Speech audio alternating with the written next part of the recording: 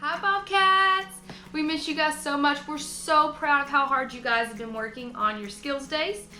Hopefully not too much longer, we'll be together again. If you didn't know this, March is Women's History Month, so I thought it would be a good time to read something about a woman or a girl scientist, Ada Twist scientist. I'm going to put a link in the comments to another video of an astronaut reading another book in this series, Rosie Revere Engineer. So when you finish this book, when you finish the story, go on to that one. You can hear another story read by an astronaut actually in space. It's really cool. So let's get started. Ada Twist Scientist by Andrea Beatty, illustrated by David Roberts. Now, this is a book that boys and girls will both like. Hope you enjoy. Ada Marie said not a word till the day she turned 3. She bounced in her crib and looked all around, observing the world but not making a sound. She learned how to climb and made her big break with a trail of chaos left in her wake. She ran through the day chasing each sound in sight and didn't slow down till she conked out at night.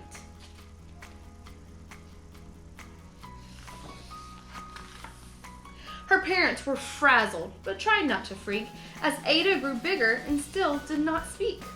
Clearly, young Ada, with lots in her head, would have something to say when it ought to be said.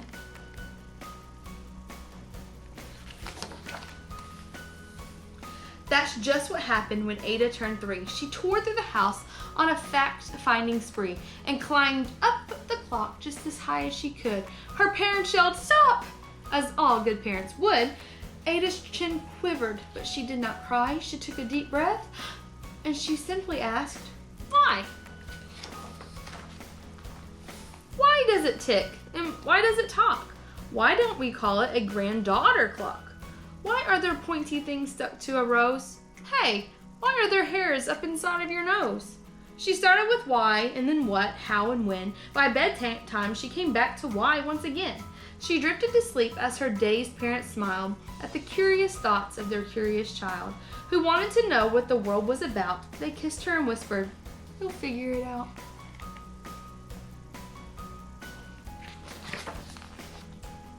Her parents kept up with their high-flying kid, whose questions and chaos both grew as she did.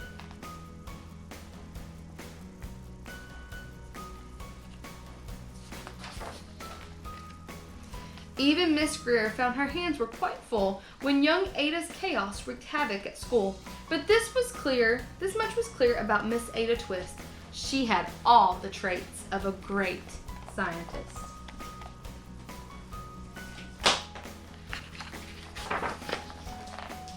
Ada was busy that first day of spring testing the sounds that make mockingbirds sing when a horrible stench whacked her right in the nose. A pungent aroma that curled up her toes.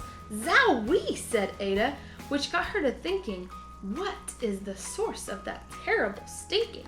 How does a nose know where there's something to smell? And does it still stink if there's no nose to tell? She rattled off questions and tapped on her chin. She'd start at the start, where she ought to begin. A mystery, a riddle, a puzzle, a quest. This was the moment that Ada loved best.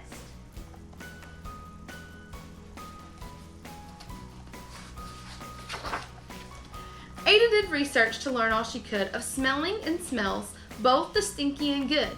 One hypothesis Ada thought could be true, that terrible stink came from Dad's cabbage stew.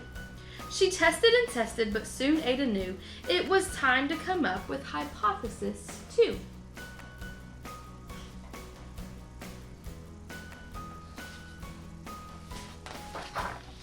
Then zowie, the stink struck again, just like that. Hypothesis 2, it is caused by the cat. The cat wouldn't make such a stink on its own. It needed perfume and some fancy cologne. So young Ada tested. The test was a flop. She started again, but her parents yelled, "Stop!"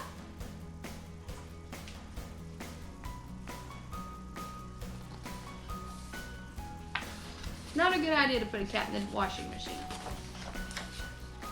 Ada Marie, to the thinking chair now by the time we count 3.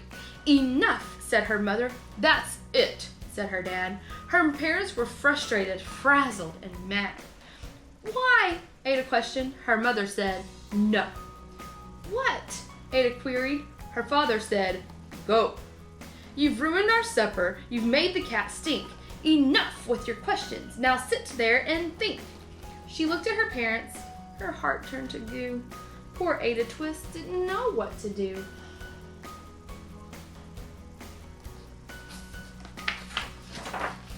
She sat all alone by herself in the hall, and Ada once more could say nothing at all.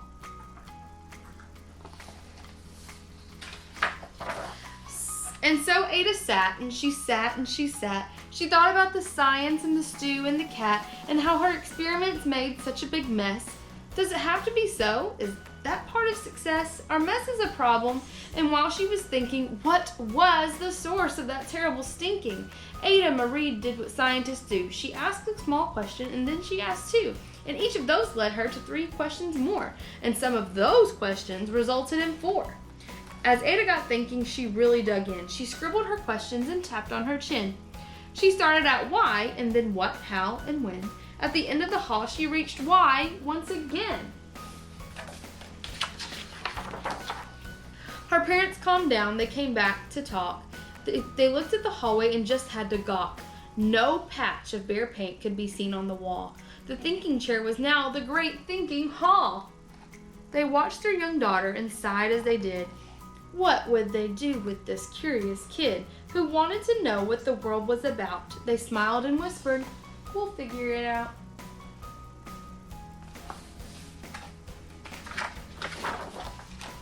And that's what they did, because that's what you do when your kid has a passion and a heart that is true. They remade their world. Now they're all in the act of helping young Ada sort fiction from fact. She asks lots of questions. How could she resist? It's all in the heart of a young scientist.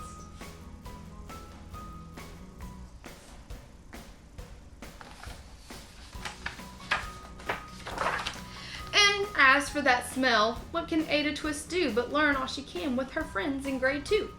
Will they discover the stink that curls toes? Well, that is the question.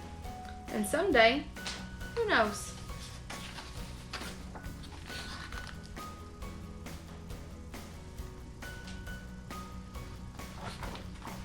That is the end of our story. I hope while you're at home, you're doing some science experiments of your own and asking questions about how things work and how things run in the world. So I'm so excited to see you soon. Hopefully it won't be too much longer. Bye, guys.